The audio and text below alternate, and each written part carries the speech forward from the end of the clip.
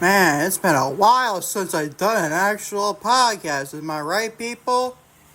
What's going on, everybody? Welcome to episode No Limits to Lucas, episode number 11 for June 20th, 2025. I originally wanted to do this a couple of days ago, but I think it was, the 17th I wanted to do this? Yeah, I'm pretty sure it's the 17th. But I had a lot of bullshit on my mind, a lot of bullshit happening in life, and I just don't want to talk about to say the least. I will have an announcement a little bit later in the show, though, towards the end of the podcast. But in the meantime, I'm going to record like half the podcast for today, and half for right now. Right now, it's like 1:39 p.m. Eastern Standard Time on every Friday afternoon. Maybe when I record like almost half the podcast, hopefully, knock on wood. I'm going to be doing, when I come back, I gotta go out for a little bit.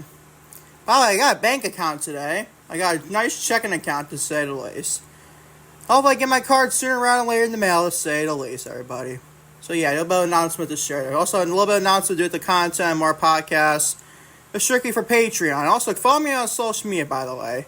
Twitter, Instagram, Lucas E. Allen. Facebook and TikTok, No Limits to Lucas. Patreon.com/Lucas E. Allen. I had to change the name. It's not longer No Limits to Lucas. It's Patreon.com/Lucas E. Allen. I'm going to try to change my Facebook and TikTok and to Lucas E. Allen too as well. Hope I can do that sooner rather than later. Also, watch on YouTube. Hit the like button, says upload, and also hit the subscribe button if you're not already. You're not subscribed already. Also, turn the bell for post notifications. Leave a comment on this video. What you think of the topics. And also watch on Spotify. Leave me a 5-star rating and a comment as well. As you hear a bike outside my house, I'm sorry about that. Well, I'm going to have a little bit of sit down at the end of the podcast as well with my talking to this day in sports and wrestling history. No pop culture news. I originally wanted to discuss Miley Cyrus stuff, stuff about Hannah Montana and the smoking weed party. Remember, you see that, people? Oh my god. I wanted to originally talk about it. I just didn't want to. I just feel like people would say, "Oh, you're such a Miley Cyrus fan, bro." Which I am, obviously. All you do is talk about pop culture was Miley Cyrus and Sean Diddy Combs. First of all, I'm not a Sean Diddy Combs fan. That's all it is in the freaking news and pop culture. That's all it is. That's all it is. Look it up, people. Look it up for yourself, to say the least. By the way, we're not going to be talking any wrestling reviews. I'm not going to be discussing Raw, NXT, or Dynamite today. Because that's a lot to do. I'll be honest, I did not watch any one of the shows. I watched Raw, but I didn't watch NXT or Dynamite. Did not watch either one of those two last shows. So there you go. I'm not going to just discuss reviews. Hopefully tomorrow on No Limits Lucas podcast number 12. Hopefully I can get that out too. Discuss your SmackDown review, to say the least. So no Raw, NXT, or Dynamite reviews this week at all. There's a lot of stuff to do business-wise or personal stuff to say. It's not business. I don't know why I said fucking business. Well, so you get the point. Let's go ahead and get in your podcast, man. By the way, my Oklahoma City, they got absolutely destroyed last night. Don't get it twisted. It wasn't technically a 17-point blowout. It was like a 30-point blowout. I didn't watch the fourth quarter. It's what the fuck was this game? We sucked last night. We sucked shitless last night, man. We're going to talk about the finals. We're going to discuss your wrestling side of things. Many within TKO expect Vince McMahon back in professional wrestling. Lovely to say the least, and nobody ever. Also, some former WWE star Carlito opens up about reaction to his departure from the company. We're going to discuss that. Some WWE star Liv Morgan will require surgery. I feel so sorry for Liv Morgan, man. I feel incredibly sorry, but I got this little bit of pitch I got to share for you for going into 2026, meaning Royal Rumble 2026 in Saudi Arabia. Got a little bit, hopefully, a little bit of fantasy booking, to say the least. We'll discuss that. Also, Backstage AEW update on in-ring future of Bryan Danielson. We'll discuss that. That's all your wrestling. There's only 4 things to discuss on wrestling. So we're not discussing any Raw, SmackDown, or Raw, NXT, or any Dynamite coverage this week. I'm sorry about that, people. Like I said. Let's go on to your NBA news. Pacers force a Game 7 following Game 6 victory over the Oklahoma City Thunder, my Oklahoma City Thunder. In Game 6 of the NBA Finals, like I said. We're going to discuss that. Let's discuss Ime Udoka reportedly agrees to a long-term extension with our Houston Rockets that makes him one of the highest-paid NBA coaches. Discuss that. Also, the Spurs reportedly have not been an aggressive team in Kevin Durant sweepstakes. We're going to discuss that. We'll also be discussing Ace Bailey with me in the 2025 NBA draft. reportedly canceled his workout with the Philadelphia 76ers and has not visited with any other teams, so we'll discuss that. Also, Jamie, the Buss family, Jamie Buss and all the people in the Buss family, reportedly to sell a majority of the ownership of the Lakers to Mark Walter and record $10 billion deal. More money, like I said. We're going to discuss that. Also, C.J. Mosley, a long-time linebacker for the Baltimore Ravens and New York Jets, announces his retirement from the NFL. We're going to discuss that. As always, this day in wrestling and sports history and the podcast. As always, thank you for watching. No Limits Lucas, maybe as always, concept episode number 11 for June 20th, 2025. Starting with, you sadly guessing, more Vince McMahon drama. Many within TKO expect Vince McMahon back in professional wrestling. Fucking lovely. Former WWE chairman Vince McMahon might be facing a massive lawsuit that could potentially change his life going forward, but despite the looming threat of the lawsuit, McMahon has started a brand new company. Additionally, there are increasing rumors that he'll be returning to his world of sports entertainment / professional wrestling, obviously. According to Undisputed, Justin Barrasso, hopefully God, it's not Undisputed like we're going to Skip Bayless show. God, that show is awful, bro. Undisputed on Fox is awful. I'm sorry. Justin Barrasso, several executives in both combat sports and professional wrestling believe that Vince McMahon will become involved again, and some major investors will likely invest in a project that he'd lead. The report further claimed that insiders believe that McMahon's new investment firm, 14th and I, will not suddenly develop television shows or movies, but that it could be a parent company similar to how WWE had a parent company in Titan Sports. Also, TKO, I believe, is something like that as well. You get the point. Well, it might even be. I don't know if it is a Titan Sports. I don't even fucking know what it is, honestly. I can't stand TKO. What do you want me to say? Additionally, McMahon reportedly recently purchased a controlling interest in Bare Knuckle Fighting Championship, with the promotion's founder and president, David Feldman, confirming that McMahon has plans to return to the promoting. He's a great guy. His whole team is great, but his timing wasn't right for us, Feldman said.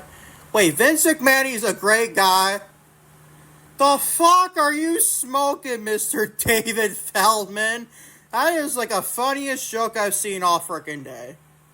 I'm not even being funny, no pun intended. He's Vince McMahon. If I were him, I'd want creative control too. Like Hulk Hogan, really creative control, people. Fucking ridiculous. He was awesome, very complimentary, and he was very serious to do business, end quote. Due to interactions with Feldman, Barrasso suggests that McMahon already has plans to set in motion to make his way back to the industry in recent months as fans continue to disagree with Paul Triple H of X booking, which don't blame them. There has been a growing sentiment for McMahon to return to either pro wrestling or flat out buy WWE from TKO, which is not going to happen. As much as I can't stand Triple H's booking half the time, he is better. You people need to get to your dick skull. He's much, much, much better than Vince McMahon. Is he perfect? Fuck no, he's not perfect. I just said he's not perfect. He's nowhere close to perfect. I first Shawn Michaels was a booker than Triple H. That might be a hot take to some people, but my God, man. If you're here to want Vince McMahon back in professional wrestling with WWE, you all be out of your fucking mind. If you're giving it Triple H, you best have a better mind than Triple H. And that man is not Vince McMahon, to say the least. To wrap up this segment on No Limits with Lucas. The former WWE star Carlito opens up reaction to his departure from the company. Former WWE star Carlito has spoken about his WWE exit and why he was unhappy with being let go, or not being unhappy, but being let go by the promotion. The former Judgment Day member spoke to Busted Open Radio, where he revealed that the WWE letting his contract run out wasn't a surprise to him. I wasn't too surprised or too shocked. I signed for 2 years, and it actually went better than I thought it would go. I don't know about that, though, Carlito. And it's his opinion, to say the least. The only thing is, I'm a professional, you know what I mean? They could have told me that, and I would have, at least let me finish out the story for the Judgment Day. so they can keep on going. I think it's a disrespect to the fans that that just dropped the storylines, he said. But honestly, it just felt worse for Truth. I mean, if it wasn't at work, I felt worse for Truth. Me and R-Truth, obviously. But now he's back, obviously. It's Ron Killing. So that's R-Truth, we get the point. There's certain guys that I think I should have a proper send-off. Sure, I mean, everybody's time comes, right? You can't keep everybody forever, but at least some deserve a proper send-off. And so I was glad to see things worked out for him. Carlito isn't displeased, but that the fans got behind R-Truth to bring him back, but didn't do the same for him. He stated that he thoroughly understands how professional wrestling works, the business works and everything, having worked with his father in Puerto Rico. I just understand the business from the I've had every single job in the business, like you know. I had Hunter's job to a smaller scale in Puerto Rico. Not his job, but I would see. He said I would twice. Come on, Carlito. I would not say it's kind of me doing this, but dude, he said that I would. Come on, Carlito. Speak more better. Like I know I'm not perfect by any means, but still. See my dad, I would be in the room when he was negotiating the guys and all. I see everything. I understand how the business works, he said. He feels that the younger audience has seen and backed R-Truth for a long time, owing to his time in the company, and is glad that the veteran star has rehired by WWE. So there you go. Good for Carlito for sure, man. I'm very proud for him. I'm not proud for him. Like he did anything great here. You basically said him with professional here, in all honesty. Just shout out to Carlito for sure, man, to say the least on this podcast. Oh my fucking god, everybody. I kid you not. I'm doing this podcast the next day being June 21st, 2025. The whole podcast is supposed to come out for Friday for yesterday, being June 20th of 2025. But aside, all fucking chaos broke loose on me and my family, to say the least. I'm not going to show you what it was, because it's none of your business, to say the least. Let's get back to the podcast, shall we? So, this is kind of frustrating me to a point, too. Because I changed to stay in wrestling and sports history. Luckily, I didn't have any news topics, so I wasn't going to do that anyways, but you get the point. Let's get back to your podcast. It's very annoying how you got to do that and change all of this day in history, because it's obviously now June 21st, not June 20th, like I said at the top of the podcast. So instead, episode 11 be now for June 21st, 2025. Let's get back to your podcast now. Back to the regular standard programming, to say the least. WWE star Liv Morgan will require surgery. I feel so sorry for Liv Morgan, but I have something to share about. Like maybe some a little bit of fantasy booking what I do with the Liv Morgan storyline with Dominic Mysterio and a Judgment Day. Now to discuss this report, Liv Morgan's Raw match against Kairi Sane on Monday ended very shortly after it began. After it looked as though Morgan suffered a shoulder injury off one of the first moves in the match, and now PW Insider has confirmed that WWE Women's Tag Team Champion will require surgery for a separated shoulder. PWI's Mike Johnson confirmed the news and cited multiple WWE sources. Johnson called it very much the worst case scenario, as surgery means Morgan will be out a lengthy amount of time. And about a time, obviously, in previous report by PWI claimed that the dislocation could keep Morgan out of the ring for up to 16 weeks, but there is no official timetable to put her back in return just yet. Fightful Select reported that Morgan will miss at least a number of months, while WWE has also not yet confirmed Morgan and a tag team champion, or tag team partner as well, Raquel Rodriguez, will need to vacate the women's tag team titles due to injury off the freak accident. I don't think they're going to do that. In a pipe dream, Roxanne Perez takes the role of Liv Morgan, and her and Raquel Rodriguez burn the women's tag team titles. That'd be a freaking pipe dream. As I can't stand the WWE women's tag team titles. And that's why we don't need AEW women's tag team titles either. This tag team wrestling and women's wrestling is non-existent. So what's the point of having tag team titles? We shall wait and find out. I feel so sorry for Liv Morgan, though. It's just, my mom feels so sorry for him. It's a little bit of pitch I gotta share for you. What I would do is Roxanne Perez, who has I think, a Queen of the Ring tournament match against Jade Cargill on Monday Night Raw. And in my perspective way, I'll have Roxanne beat Jade, but I don't think she's going to beat Jade. And I'll have Roxanne win the whole Queen of the Ring. And her be wanting to dethrone Io Sky at SummerSlam for the Women's World title. I don't think that's going to happen. I think Jade Cargill is going to beat Roxanne, and Jade's going to win the tournament. But either way, either Queen of the Ring or non-Queen of the Ring, I'll have Roxanne Perez be wanting to dethrone Io Sky for the Women's World title. Not Rhea Ripley, because we don't need Rhea Ripley having the women's title right now. She's one of the biggest stars in the company for women's wrestling. And you want to have the title for no fucking reason. When she already had 3 championship runs. Let's be real, people. They're the same title, nonetheless. If it was the SmackDown WWE Women's Championship, it would be a different story. But that's a time for another day, right?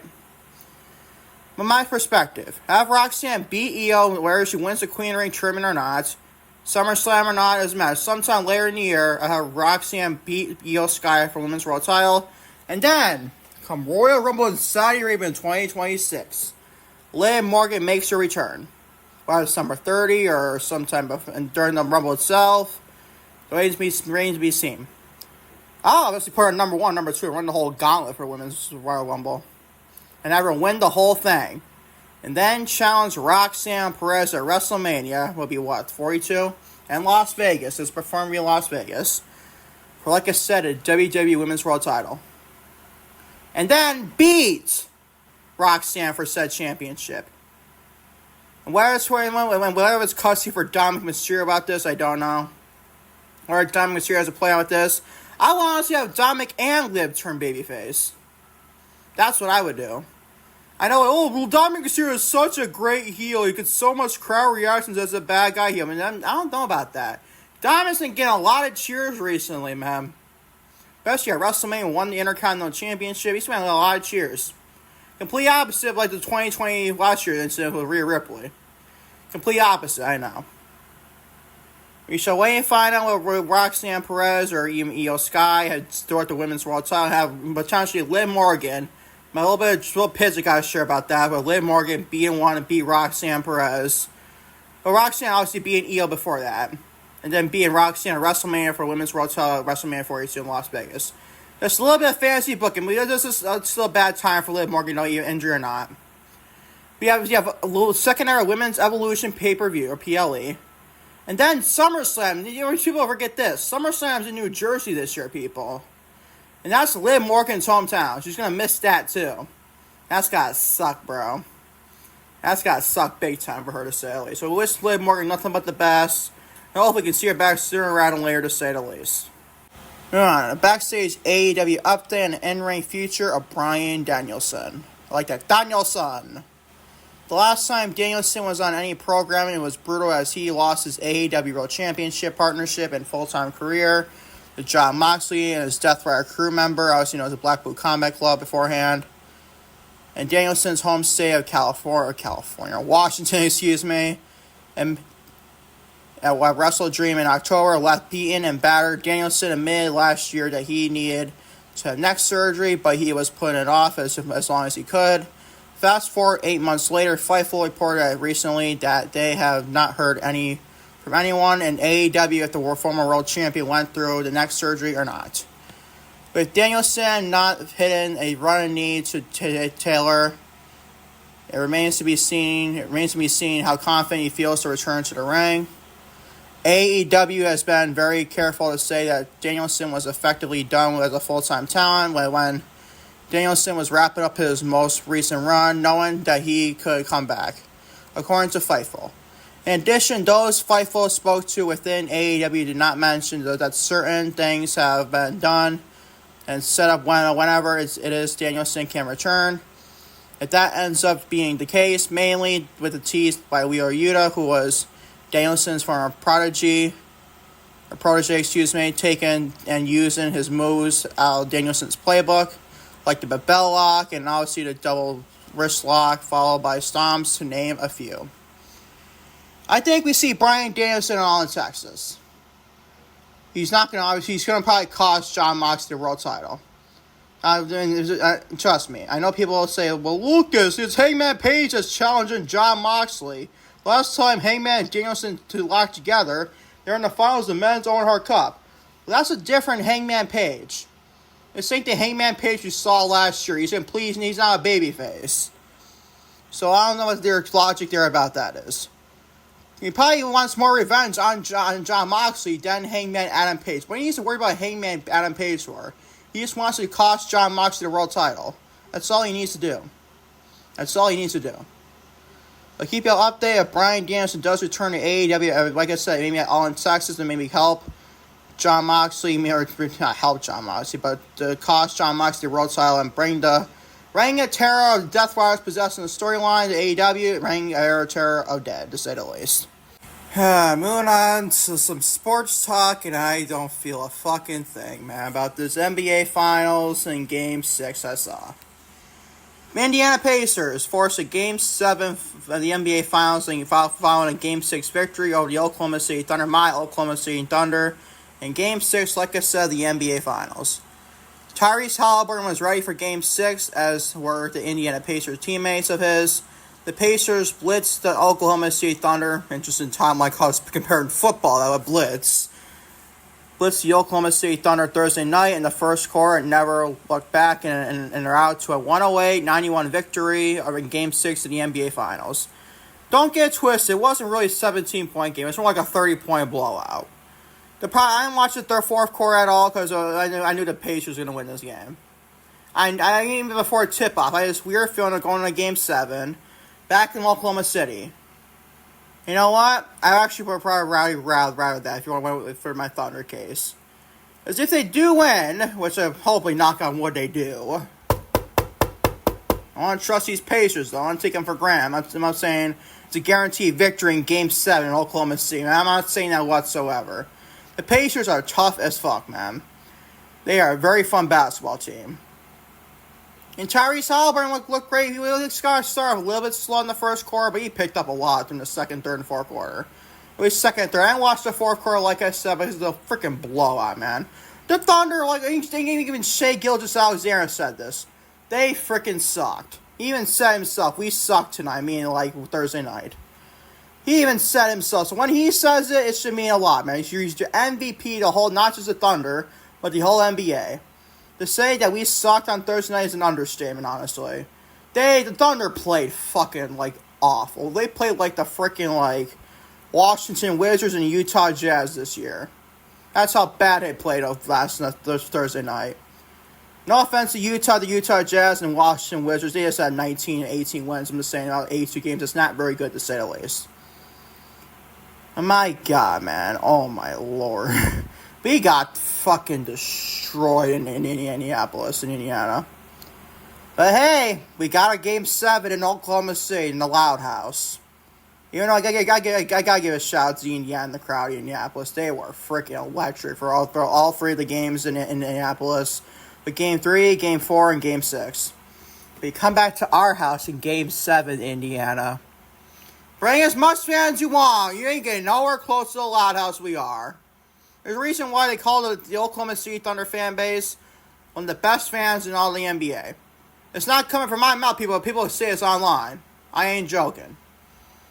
Not like Thunder fans say this as well. They have the most passionate, at least one of the most passionate NBA fans in history. They say it. They're not fickle like the Lakers fans, the Celtic fans, the Heat fans. I'm not comparing anyone. I'm just making examples. You get the point, people. But Game 7's tomorrow night. 8 p.m. is going to be a freaking wreck for this game. By the way, it's going to be fucking hot as fuck the whole weekend going to Monday. 97 degrees for Monday. And it's going to feel like 118. And I have no AC. Hopefully God can get in and knock on wood. Big time knock, you get the point. Hopefully God get that in. By the way, there's a small story about this, but I hope the guy don't get pissed off on Sunday nights. And if to go into Monday morning, all Monday day, you'd be freaking pissed off in 97 degree weather. With no air conditioning. I'm being a very cranky man. So Thunder! Don't let me down. You can shit the bed Game 6 all you want, but you better show up for Game 7.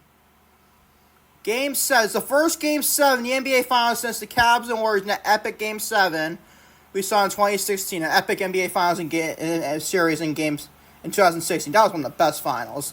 That's the best I've ever seen LeBron James looking at the whole NBA Finals. This is coming from a LeBron James hater myself, to say the least. In my mind, I hate LeBron personally. He's just a drama queen. What do you want me to say? But he showed up in that whole NBA Finals in 2016. So if the guys Shake, Gilgeous Alexander, MVP guy right now, hopefully he can lead his team, and J-Dub Jalen Williams says 40-point game in Game 5. Honestly, the way you're seeing it right now, and even in Game 6, I think J-Dub should be Finals MVP the Thunder win. Not Shea. Shea's definitely a close second. You can go either one with them. I'll be fine with Shea again. I'll be fine with J-Dub getting it. If you get a Chet Holmgren though for the NBA, I don't know about that because he sucked in Game 6. I ain't gonna lie. Chet, you need to show up big time in Game 7. We should wait and find out, man. We should wait and find out Monday, and hopefully not go on the next podcast in Nolan. It's looking at a 97-degree weather day. I know, I'm fucking crazy. But luckily, I have a fan that plays kind of like an AC right now, honestly. But then again, it's only 86 right now. It's going to be 97 for Monday. Let's hope the Thunder can show up for Game 7 and hopefully not be a disappointing mood for Monday, to say the least. Moving on to Ime Udoka, the Houston Rockets head coach, reportedly agrees to a long-term extension with the team that makes him one of the highest-paid coaches in the NBA. The Houston Rockets like what they have seen from head coach Ime Udoka following the team's excellent 2024-2025 NBA season, obviously becoming number 2 seed in a stacked Western Conference. The Rockets reportedly signed Udoka to a long-term contract extension in general, that makes him one of the highest-paid coaches in the NBA per ESPN's Shams Charania. This is huge for the Rockets, honestly. Ime Udoka brought this team ever since they traded James Harden to the Brooklyn Nets. They brought this team back to relevancy in 2024-2025. Yeah, I like that for City Houston, becoming number 2 seed in the NBA in a stacked Western Conference. And they can probably land Kevin Durant this offseason. We're going to discuss him in the next segment. We're going to discuss about the Spurs and Kevin Durant. Man, they can make one big-time splash and get a big-time scorer, first guy, and big-time star in Houston. I think this team could contend for an NBA championship in 2025. Whether it's Kevin Durant, Giannis Antetokounmpo, and the Milwaukee Bucks, or somebody like that, meaning Devin Booker from the Phoenix Suns. We should wait and find out what the Suns do, and the Rockets do together in the offseason. We should wait and find out what the Rockets do for sure. Keep updating the Rockets as going forward in the 2025 offseason for the NBA. Moving on, so the Spurs reportedly have not been an aggressive team in the Kevin Durant sweepstakes. While there is mutual interest between the San Antonio Spurs and Kevin Durant, according to ESPN's Shams Charania, the Spurs have not been the aggressive team in trade talks for the Phoenix Suns star forward. Charania reported on the Pat McAfee show on Tuesday. Charania first reiterated that his report from the weekend of last weekend, obviously. Durant's 3 preferred destinations are the San Antonio Spurs, the Houston Rockets, and the Miami Heat. The Spurs, however, aren't the same timetable or timeline as the Rockets and Heat, said Charania. I don't know, man. I think the Spurs are a lot better of a situation than Miami. I know that Miami is like the South Beach area, Miami, Florida. I mean, damn, that's just gorgeous as hell. Probably hot as fuck. You get the point for me, or you get the point. But still, I think the Spurs have a much better future and probably better competing right now than the Miami Heat. I know Miami doesn't have that star guy. I mean, you can take argument Tyler Hero. Tyler Hero is the best player in Miami, not Bam Adebayo. But you get the point there. This was a little hard thing to share about that. But the Heat said Charania, who believes that these two suitors are more realistic land spots for Durant and San Antonio at the moment. I think they're really going to be stocking their assets for a potentially bigger move, bigger player, and someone that maybe fits their timeline. Charania said on Tuesday of the Spurs via the Pat McAfee show, like I said. But the Spurs have had a level of interest. Would I say that they're among the leaders right now? No, I wouldn't, said Charania, end quote. Honestly, I think Kevin Durant should really go there. I think he wants to go there. It's just the Spurs don't want to be stubborn, honestly, here. Victor Wembanyama, we don't have to give us an extension yet, because he's obviously drafted in 2023, the first overall pick. So you don't need to give him a contract extension yet. Maybe in the next offseason, 2026, you could give him an extension for sure. Supermax, honestly. Especially if Wemby wins Defensive Player of the Year, he could definitely get a Supermax. But still, I feel like Kevin Durant would be a better landing spot for the Spurs and obviously the Rockets. The Rockets are my second team for Kevin Durant. The Rockets still have a lot of assets like the Spurs do. Like the Suns picked us probably Phoenix wants back. This year in 2025, the 10th overall pick. Maybe in their 2027 first. Basically, their picks back in 25 and 27. I think they have a 29 first, too, I think, from Dallas and / Phoenix as well. Maybe Houston or Phoenix will want that, too. Wait and find out. But this is what it is. I think the Spurs would be a great situation for Kevin Durant, 36 years old. You play the power forward next to Wemby. I mean, damn. Wemby gets the power forward and all-time great scorer like Kevin Durant, who goes back to home to Texas. You know, you do the same thing for Houston, too. It's Houston, Texas, San Antonio, Texas. You get the point. One of the two Texas teams I feel are getting Kevin Durant. It's the Spurs or the Rockets. I don't think the Heat just have no assets. We're going to trade. We're going to trade Bam, maybe, or Hero, one or the other. I would trade Bam or Hero at that point. Or Khalil Ware. It's not even worth it. And plus a couple first-round picks. It's not worth it for Kevin Durant, who's 36 years old, going on 35. 35/36, you get the point. It's not worth it. To be what? Probably not even better. Because what? You're trading Adebayo or Hero. Or even Khalil, who's pretty interested in the Phoenix Suns right now. Like, what are you going to do? Miami has no assets. They can trade what? With whatever the Warriors picks this year, you got in the Jimmy Butler trade. You don't have their first this year. At least I don't think they do, honestly. I think it's going to Thunder at pick 15, I think. They made the playoffs at the 10, so you come out to play in a tournament. We shall wait and find out the Kevin Durant suitors whether it's Miami, the Heat, or the San Antonio Spurs, or the Rockets, one or two Texas teams. I honestly want to go to the Spurs, but the Spurs don't want him, and it is what it is, to say the least. So we keep it up there, and to run a Kevin Durant trade is obviously confirmed, to say the least. Speaking of the 2025 NBA Draft, Ace Bailey reportedly cancels workout to Philadelphia 76ers for the 2025 NBA Draft and has not visited any other teams. The consensus number 3 prospect in the 2025 NBA Draft, obviously following Cooper Flagg and Dylan Harper, does not appear interested in the team that owns the 3rd overall pick. Rutgers star Ace Bailey canceled a visit with the Philadelphia 76ers, according to ESPN's Jonathan Givony, I think it said. Just a week before the draft is scheduled to take place in Brooklyn, New York, obviously, Bailey had reportedly been slated to fly to Philadelphia for dinner with the team's front office and a private workout. Following his refusal to meet with the team, the Sixers had reportedly not ruled out selecting Bailey or even moving down the board. Their board. The team scouted him throughout the 2024-2025 college basketball season and interviewed him at the NBA Draft Combine. Givony notes that the Sixers president of basketball operations, Daryl Morey, and has selected several players in the past without a private workout, including current 76ers Tyrese Maxey, who's obviously a star for them, and Jared McCain, who they drafted last year in 2024, I believe, yep. Bailey has reportedly declined invitations from multiple teams, picking up between 3rd and 8th in the draft. He is the only U.S.-based prospect who hasn't met with a single team outside the Combine. Honestly, if he doesn't want to go to the Sixers, I would trade down for the Sixers. Get much assets back. People are saying maybe trade number 5 for Utah, and maybe trade Paul George. And the pick 3 belong down to pick 5 and take and Larry Markkinen. I don't mind that trade personally. Larry Markkinen fits lots a lot better than Paul George, and plus Paul George can probably get waived or / out by the Utah Jazz. He's not going to be in Utah. What is he going to do in Utah, bro? He's probably going to be on his podcast throughout the whole time. Literally, he does not want to be in Utah. I'm telling you that right now. So probably buy out Paul George and trade up to get Paul George and trade Larry Markkinen. Maybe a couple different first-round picks from the Sixers as well. That Paul George contract is gross, bro. He's paying $50+ million to play honestly like a mid player now. Paul George is not what he used to be. We can return back to form in 2025. So wait and find out. Maybe he should change his senior. Wait and find out with them for sure. I'll keep you updated in the NBA Draft.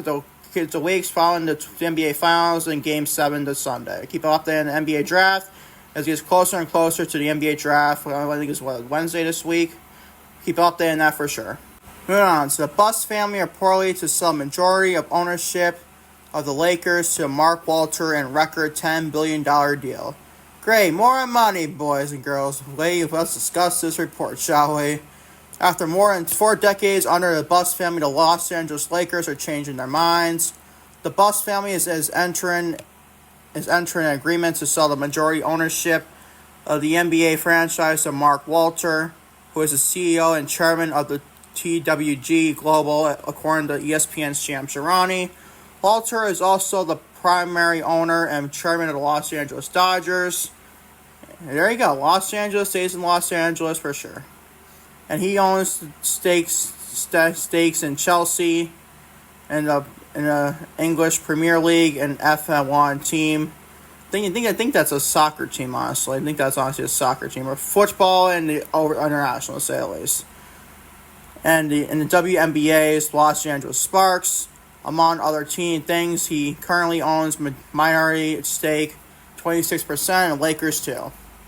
The deal is expected to have the valuation of approximately $10 billion, like I said at the top, which makes it the largest sale of the professional sports franchise in the world.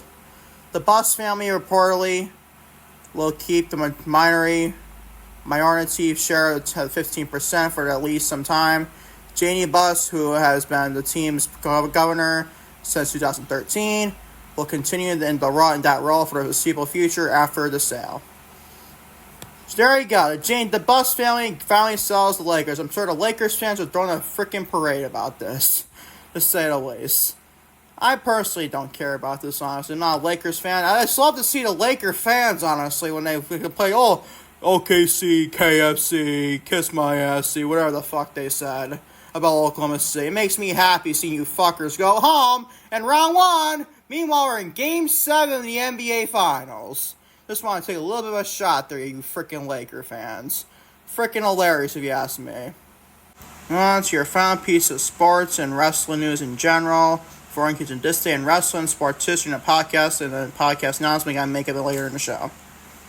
We'll try the next 7 and get the point. CJ Mosley announces retirement from the NFL. Now, for some reason, I thought he was on the 2013 Baltimore Ravens championship team with the Baltimore Ravens beating the San Francisco 49ers and Colin Kaepernick. Obviously, Joe Flacco, a quarterback, but I believe he was drafted in 2014. So he sadly could not get a Super Bowl ring. Baltimore Ravens great linebacker and also New York Jets linebacker CJ Mosley is calling a career. The 5-time Pro Bowler announced his retirement from the NFL on Thursday in an Instagram post, which I'm not going to read, but congratulations to CJ Mosley on a great career he had with the Ravens and the Jets, respectively. One of the better vicious linebackers in NFL history with the guy CJ Mosley. One of the better middle linebackers I have seen in quite some time, to say the least. So congratulations, CJ Mosley, on a great career. Keep up updated when he does, potentially, going forward. Maybe he's the commentator for the NFL. You can definitely see him go on CBS. Definitely see him be a CBS commentator for sure for the NFL and find out later on. Keep up updated on CJ Mosley going forward. And finally, we're almost there, people. Almost finally get this podcast uploaded about a week out of advance, to say the least. Finally, this day in wrestling and sports history. I also got an announcement to make at the end of this podcast. So in wrestling history, 1985, Hulk Hogan. Always fuck Hulk Hogan on this podcast. Hulk Hogan retained the WWF World Heavyweight Championship or title against Don Marco. An eggnog match. What the An eggnog match at Hulk Hogan. The story fits itself. Said nobody ever. Match in the main event of a WWF house show in New York City's Madison Square Garden. I would say it's closer to Christmas, but it's only in June, people. The fuck is an eggnog match, man? The fuck is that? Well, in 1993, though, on a WWF Monday Night Raw episode, and from Poughkeepsie, New York. I'm not going to say that whatsoever. Razor Ramon defeated 1-2-3 Kid in a rematch for the famous upset victory in a Manhattan Center 5 weeks earlier on Raw. Ramon put up a $10,000 cash prize if Kid accepted the rematch. The match ended in a no contest after the Kid ran out of the venue with a bag brought to the ring by Ramon containing $10,000. The $10,000. Also, Marty Jannetty defeated Doink the Clown in a 2-on-3 falls match. And on the following taped edition, Intercontinental Champion Shawn Michaels defeated Kamala in a non-title match. So that was 1993. Moving on, 1999. On a go-home show, the go-home edition of Monday Night Raw before it came to the ring in Memphis, Tennessee, The Rock defeated Edge, also known as Cobb in AEW. And Stone Cold Steve Austin pinned the Big Boss Man. Also, Mr. McMahon and Shane McMahon's tag team match with Gerald Briscoe and Pat Patterson ended in a no contest. WWF champion The Undertaker picked up a disqualification victory over the Triple H in the main event. That was 1999. Moving on 2 years later, 1999, 2001. The first episode of WWE's Tough Enough reality show airs on MTV. In that first season, the rookies were coached by Taz, Tori, Al Snow. I almost said AI Snow. What the frick? Al Snow and Jacqueline. The series was eventually won by Maven Huffman and Nidia Grenard. That was 2001. 2005. Rey Mysterio defeated Eddie Guerrero. Rest in peace to Eddie Guerrero. I missed him very much. Eddie Guerrero in the main event of the SmackDown tape in Tucson, Arizona. On 2016. WWE announced that Roman Reigns had been suspended for 30 days due to a violation of their wellness policy protocols. So that was 2016. And the final part of staying wrestling since 2018. The Undisputed Era, Kyle O'Reilly and Roderick Strong, also known during AEW now with Adam Cole, defeated Mustache Mountain, Trent Seven, and Tyler Bate, obviously, for the NXT Tag Team titles at the NXT TV tapings from Full Sail Anniversary in Winter Park, Florida. So that's staying wrestling. You want to sports history. 1994. The Houston Rockets, led by Hakeem Olajuwon, won their first NBA championship, defeating the New York Knicks 90-84 in Game 7 of the finals. Olajuwon gets 25 points, 10 rebounds, 7 assists, and 3 blocks. Only one more thing in this day in history is 2017 involving the NBA draft. And a very botched pick for the Philadelphia 76ers. Washington point guard Markelle Fultz was the first pick of the NBA draft by the Philadelphia 76ers over Jason Tatum. Yeah, the Sixers not make a great move there whatsoever. So that's staying history. Now it's time to do a little bit of announcement. Basically, a little bit of sit down to end the podcast. Now, starting on Monday, there's just going to be a little bit of late uploads for the podcast. You want to know why? Because I'm going to be first uploaded on Patreon. Patreon.com/LucasEon, like I said in this podcast, at the top of the very podcast itself.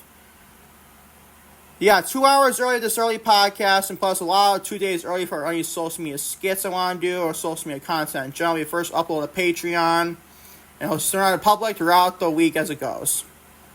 So there you go, that's Patreon. Also for tomorrow, for June 22nd, 2025 edition of Sunday, there will be another podcast, not the full-fledged No Limits to Lucas podcast, but the second ever episode I've ever done, going back to last year, November of 2024, the No Limits review show, episode number 2. I review all things Monday Night Raw, Tuesday Night NXT, and Wednesday episode of Dynamite, and also last night's Friday Night SmackDown. I wanted to I thought about this ever since the day I do this recording. I originally thought about this. Why not do a No Limits review show for tomorrow? So I thought I'm doing that for sure. So stay tuned for that, to say at least. Your No Limits review show for episode number 2 will be out tomorrow. Discuss all things Raw, NXT, Dynamite, and SmackDown, to say at least. And that's what I got to see. Also, I can promote on social media as well. This last announcement I got to do. Starting on Monday as well, the flagship episode 12 of No Limits to Lucas. There will be every 10 minutes or so, maybe soon around about that. There will be a little bit of break I gotta do. Not break for obviously for the podcast though. I get it twisted. Every 10 minutes or so, what the podcast goes, when I finish off a segment and get the point, There will be social media promotions for all things Facebook, Instagram, Twitter, TikTok, and Patreon itself as well. There will be promotions with that and every 10 minutes of each podcast. You don't like it? I don't care, to say the least. If you don't like it, by all means, fast forward the podcast. You want to do that? It's fine with me as well. And that is my little bit of announcement to make. The 3 announcements I got to make at the end of this podcast. And also the quote of the day. There's going to be no quote of the day today. No quote of the day anymore on the podcast. They'll be going out straight to Instagram. Instagram.com/LucasCAllen. That's where your quote of the day will be. I uploaded one yesterday. Now I'll upload one today, sooner rather than later. So that's my announcements, man. Thank y'all for watching. Nolan, Mr. Lucas, episode number 11 for June 21st, 2025. Week after I did episode 10 last week, the same basically green-blue thumbnail I gotta do. So there you go. I wanted this podcast, like I said. I really wanted to do it. But I couldn't because there was a bunch of bullshit happening to me yesterday. I'm not going to mention at all. Thank y'all for watching. No, Mr. Lucas, episode 11 for July, what the hell? June 21st, 2025. Catch you on Monday. Actually, not on Monday. Tomorrow, for your flagship No Limits review show for episode number 2 for sure. Until tomorrow, for more content, No Limits Lucas and YouTube on all audio platforms. Peace, love, everybody. I'm out. Take care. Love you all big time, to say the least.